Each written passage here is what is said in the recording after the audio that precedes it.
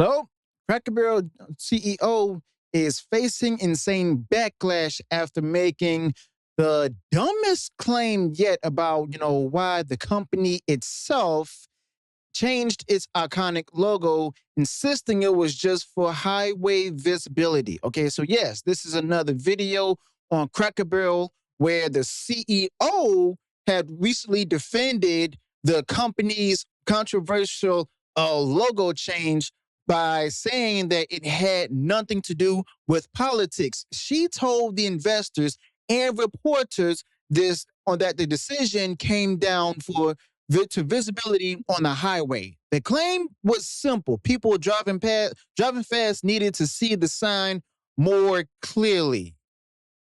That explanation didn't sit right with the public because the timing and the scope of the redesign suggests something else. You see, Cracker Barrel spent hundreds of millions of dollars changing its identity while just insisting it was about legibility.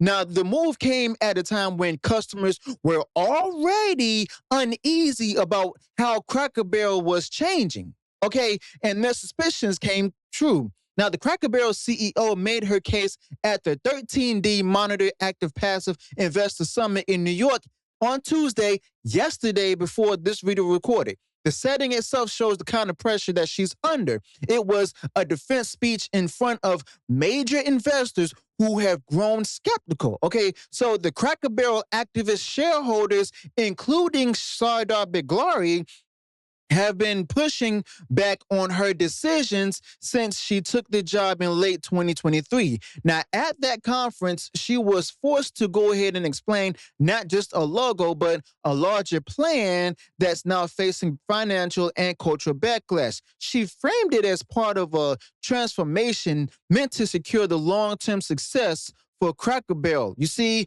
the words sound calm on paper, but the situation behind them is actually tense. Now, in August, as you all remember, Cracker Barrel stock took a sharp fall after the logo change went public. The Tennessee-based company, Cracker Barrel, was losing trust, and the investors in the company weren't buying the idea that this was a harmless adjustment. They saw it as part of a deeper disconnect between the company's management and its customers. Okay, so basically the redesign came alongside a major rebranding campaign and stuff that was worth about $700 million, as you all know. The overhaul included modernized store layouts, digital marketing efforts, and a complete shift in visual presentation. You see, the company itself brought in the consulting firm Profit, as you all know, to lead this initiative. Now, Profit is this company that's known for helping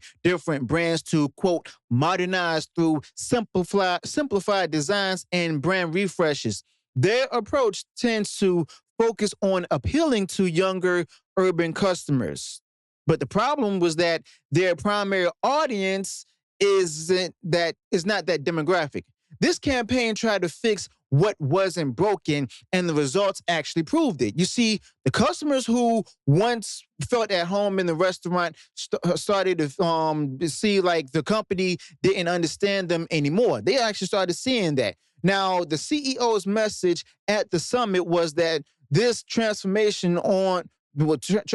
would pay off over time. She said it was about preparing the company for the next generation. Now, to some investors, that sounded reasonable, but to investors unfamiliar with the brand's roots and stuff, but for longtime patrons, the logic doesn't fit.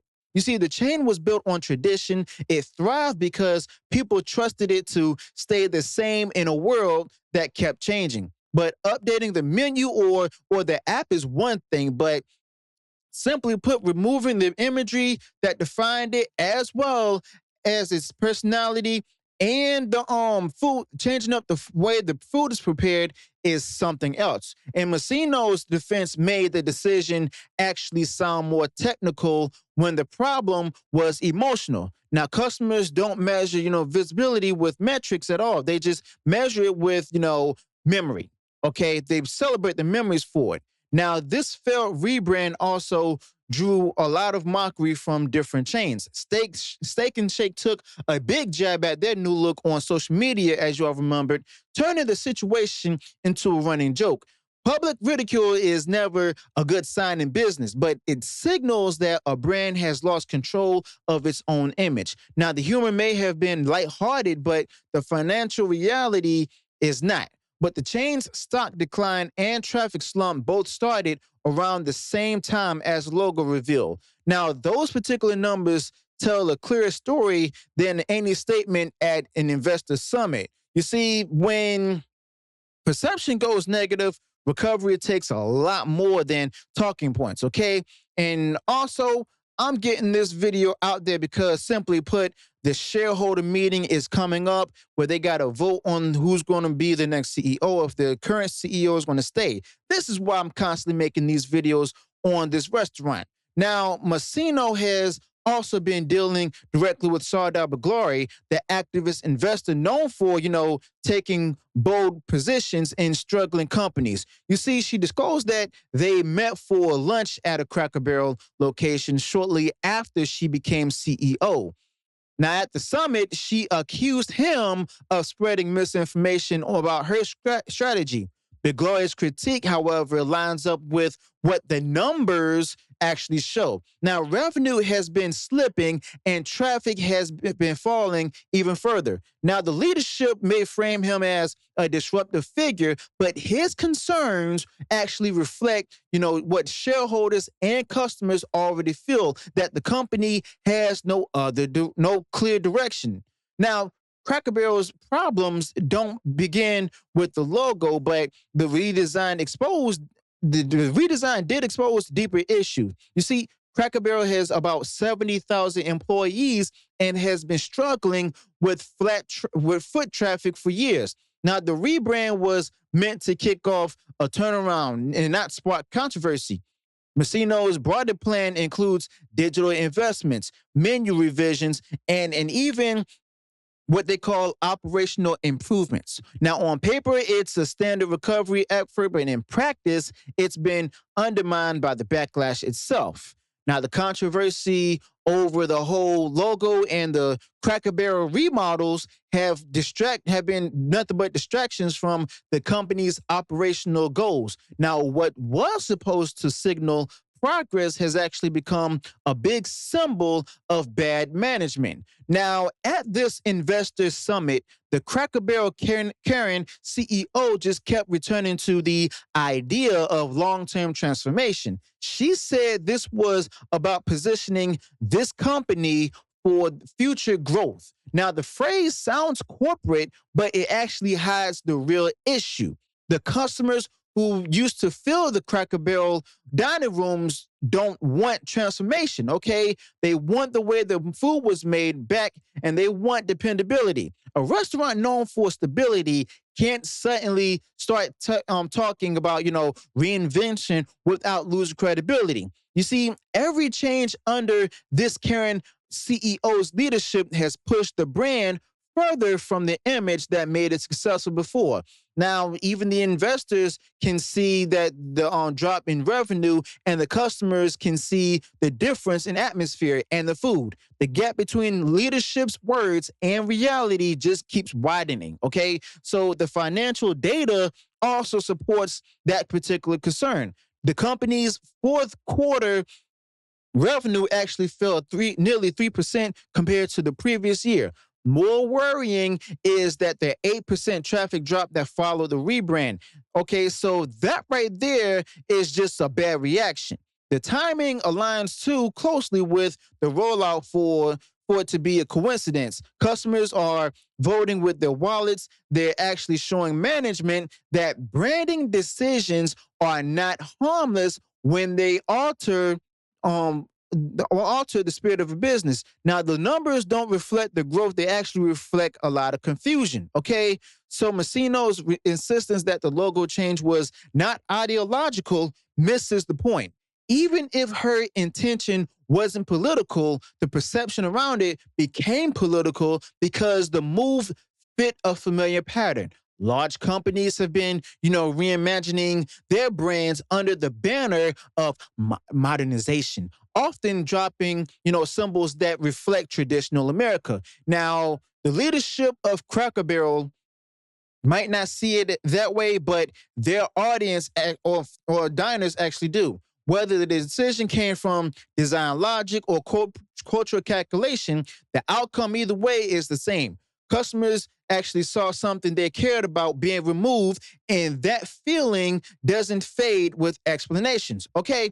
So basically, this idea that this was about, highway readability doesn't stand up to scrutiny. Now, for decades, the old Cracker Barrel logo was one of the most recognizable roadside signs in the country. Drivers didn't miss it because it wasn't clear enough. They noticed it because it was, well, unique. The rustic look stood out against generic fast food signs. The redesigned flattened that visual identity. And now, instead of just standing apart, it just blends in.